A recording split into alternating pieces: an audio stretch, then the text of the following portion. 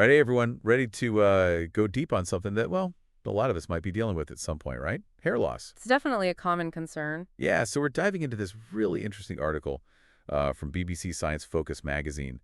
And it's not just about, like, vanity and looks, though. It really gets into the psychology of losing your hair. Yeah, the emotional impact is huge. It is, and this whole quest for better solutions, because, let's be real, what we have now, not always ideal. The article actually starts with the author talking about their partner, like freaking out about his thinning hair. It's relatable for sure. Oh, yeah, and it reminded me of this study by Professor Thomas Cash. He found that hair loss is linked to, well, lower self-esteem and all sorts of coping mechanisms, you know? Yeah, it's not just superficial, it goes deeper. Exactly. It really hits home, you know? And you wouldn't believe this. The article mentions that some dermatologists, like Dr. Christina Wang, are actually seeing more women than men for hair loss treatment these days. It's true, I see it in my practice too. Wow, so it's way more widespread than people think. Oh, definitely. Okay, so let's get into the science. What's actually happening when we lose our hair?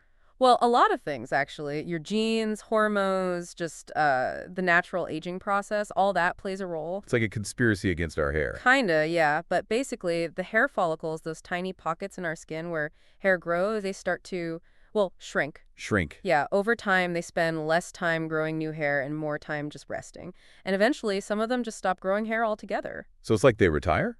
Yeah, you could say that. And there's this hormone, DHT, it's like a supercharged form of testosterone, and it really speeds up that shrinking process. It binds to these receptors in the hair follicles, and boom, things start to slow down. DHT, the hair follicle killer. Is that why some people go bald then, while others don't? It's a big part of it. Genetics definitely plays a role too. You know, there's this fascinating case in the Dominican Republic. They have a genetic variation that actually prevents them from converting testosterone to DHT. Oh, wow. And guess what? They don't go bald. It really shows how important DHT is in this whole hair loss thing. That's incredible. So are scientists trying to block DHT then? Like, is that a solution? Well, yeah, some medications like finasteride do that. But the problem is they often come with side effects, so a lot of people are hesitant to use them. Right. Makes sense. The article also mentioned hair transplants, but those are pretty expensive, I imagine. Oh yeah, very expensive. And they don't really get to the root of the problem. Just kind of cover it up. Exactly. It's more of a cosmetic fix. Okay, so what about all these new regenerative treatments I keep hearing about? The article mentions platelet-rich plasma therapy. Is that PRP? Yep, that's it. So what is that exactly? Well, they basically take a sample of your blood and concentrate the platelets, then they inject those platelets back into your scalp. Interesting. The idea is that those platelets contain growth factors, and those can help stimulate hair growth. Sounds promising.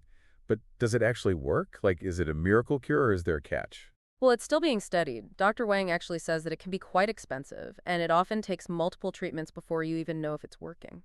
Okay, so not a quick fix. Not really, no. Right. Well, what about stem cells? I feel like I hear about them being used for everything these days. Are they being used for hair loss? Oh, definitely. Stem cell research is a hot topic in the hair loss field. There's one dermatologist, Dr. Eduardo Lopez Bran.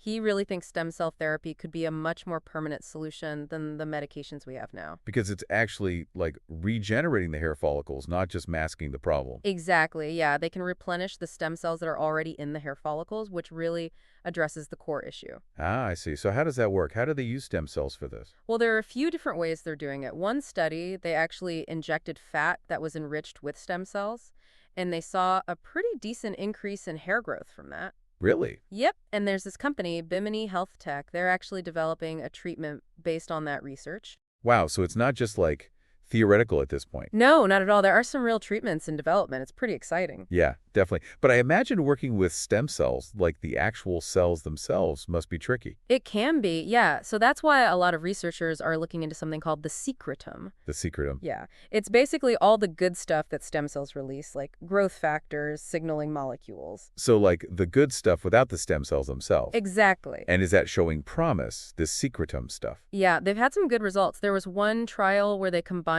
laser therapy with a stem cell secretum application. Okay. And they saw way more hair growth compared to the people who just got the laser therapy. Wow, that's amazing. And then this is where it gets really interesting. The article mentions something called exosomes. What are those, like mini stem cells or something? Not exactly. Exosomes are these tiny bubbles that cells use to basically communicate with each other. Okay. And they're full of all sorts of stuff. Proteins, lipids, even genetic material. So like they're messengers. Yeah, you could say that. What's crazy is they used to think exosomes were just cellular garbage. Really? Yeah, but now they're finding out they have a lot of potential for treating things, including hair loss. Wow, using garbage to regrow hair, that's wild. I know, right? And there are already trials going on using exosomes for hair loss. There's even this one plastic surgeon in Turkey.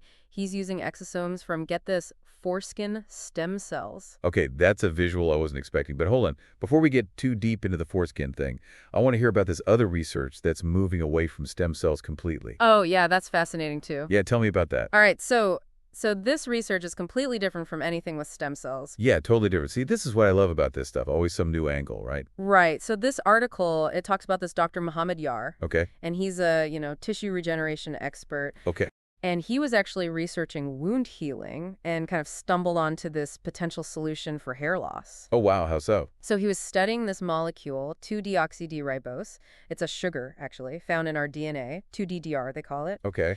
And he found that this 2-DDR, it helps restore blood supply to wounds. And then, like light bulb moment, he realizes that poor blood flow, that's a factor in hair follicles shrinking too. Ah, so he connected wound healing to hair loss. Yeah, and here's the kicker, 2-DDR is already available. Oh, really? Yeah, it could be a pretty cheap and easy treatment, and Dr. R says it should be safe because it's already in our bodies naturally. Wow, that's amazing. So we've got like PRP, stem cells that's secreting stuff, now this 2-DDR. I mean, it seems like there's real hope for people with hair loss. I'd say so, yeah. Definitely reason to be optimistic. But gotta remember, research takes time. Right. We need more studies, make sure all this stuff is really safe and effective in the long run. Fair enough.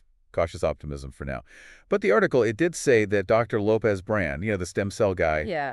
he thinks stem cell therapies, they'll be in later stage trials soon.